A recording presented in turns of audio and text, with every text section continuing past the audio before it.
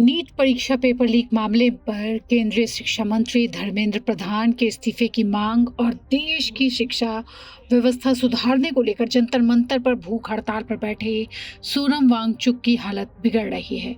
अब देश भर से नेता और अभिनेता, सोशल एक्टिविस्ट भूख हड़ताल खत्म करने की मांग कर रहे हैं। कांग्रेस नेता शशि थरूर ने तो वांगचुक के नाम एक भावुक ओपन लेटर तक लिख दिया है और अनशन तोड़ने की अपील की है। थरूर ने लिखा है कि इस विरोध प्रदर्शन ने पहले ही देश की अंतरात्मा को जगा दिया है और छात्रों के कई मुद्दों की लड़ाई अब संसद में लड़ी जानी चाहिए।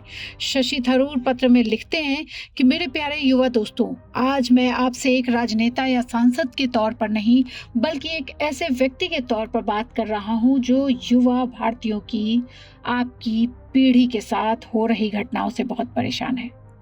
यह मामला मेरे लिए व्यक्तिगत है। मेरा जन्म एक मध्यम वर्गीय परिवार में हुआ था। मेरे पिता अखबार में नौकरी करते थे, माँ हाउसवाइफ थी और एक ही कमाई से तीनों बच्चों की पढ़ाई लिखाई होती थी। हमारे जैसे परिवार के लिए मेरिट कोई नारा नहीं था। स्कॉलरशिप, निष्पक्ष परीक्षाएं, ईमानदार नतीजे, यही एकमात्र तरीका था जिससे एक वेतन से 3 बच्चों के सपने पूरे हो सकते थे।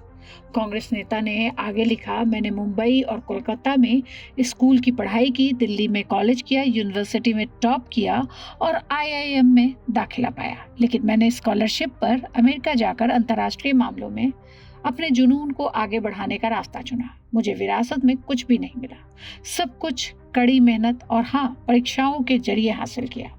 शशि थरूर आगे लिखते हैं, इसलिए मैं जानता हूं कि कम और मध्यम आय वाले परिवारों के युवाओं के लिए निष्पक्ष मेरिट आधारित सिस्टम ही आगे बढ़ने की एकमात्र सीढ़ी है। अब जब सीढ़ी टूट जाती है, पेपर लीक हो जाते हैं, परीक्षाएं रद्द हो जाती हैं, भरोसा टूट जाता है, तो अमीर और ताकतवर लोगों के बच्चों को नुकसान नहीं होता, उनके पास दूसरी सीढ़ियां होती हैं। यह आपके सपने और आपके परिवारों के त्याग, दुखद रूप से कुछ घरों में कुछ युवाओं की जान जाना के साथ धोखा होता है। थरूर ने प्रदर्शनकारियों को संबोधित करते हुए लिखा है कि जंतर मंतर पर जमा हुए युवाओं और पूरे भारत में शांति से अपनी आवाज उठाने वालों से यह देश आपकी बातें सुन रहा है। आपका गुस्सा अनुशासनहीनता नहीं है, यह उस पीढ़ी का दर्द है जिसने सब कुछ सही किया और फिर उसे धोखा मिला। आप अकेले नहीं हैं। आपकी पीढ़ी कोई ऐसी समस्या नहीं है जिसे बस मैनेज किया जाए। आप भारत के भविष्य हैं। उम्मीद न छोड़ें, यह सीढ़ी फिर से बनाई जाएगी आपके द्वारा और हर उस भारतीय द्वारा जो आपके साथ खड़ा है। शशि थरूर ने सोनम वांगचुक से अपील करते हुए लिखा है, कृपया अपना अनशन खत्म करें। आपने देश की अंतरात्मा को जगाया है। अनशन का मकसद यही होता है कि आगे के लंबे सफर के लिए भारत को आपकी आवाज की जरूरत है। शशि थरूर आगे लिखते हैं, सोमवार से संसद सत्र फिर से शुरू हो रहा है, इसलिए हमें लोकतंत्र के सबसे बड़े मंच पर छात्रों के मुद्दों को उठाने का मौका मिलेगा। समस्या का समाधान वही होना चाहिए, न कि आमरण अनशन से।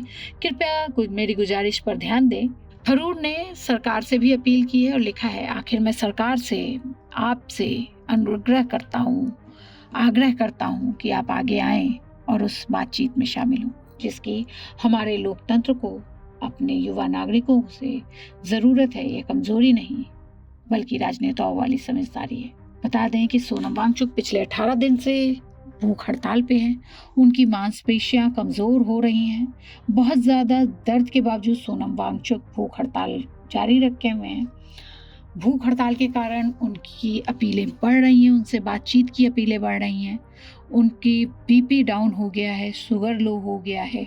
इस बीच सोनम वांगचुक का मामला दिल्ली हाई कोर्ट भी पहुंच चुका है। एक जनहित याचिका में मांग की गई है कि सोनम वांगचुक को तुरंत बेहतर इलाज दिया जाए और जरूरत पड़ने पर उनकी जान बचाने के लिए मेडिकल हस्तक्षेप किया जाए। हाई कोर्ट ने केंद्र सरकार और दिल्ली सरकार को नोटिस जारी किया और इस मामले में सुनवाई की और गुरुवार को इस मामले में सुनवाई होगी।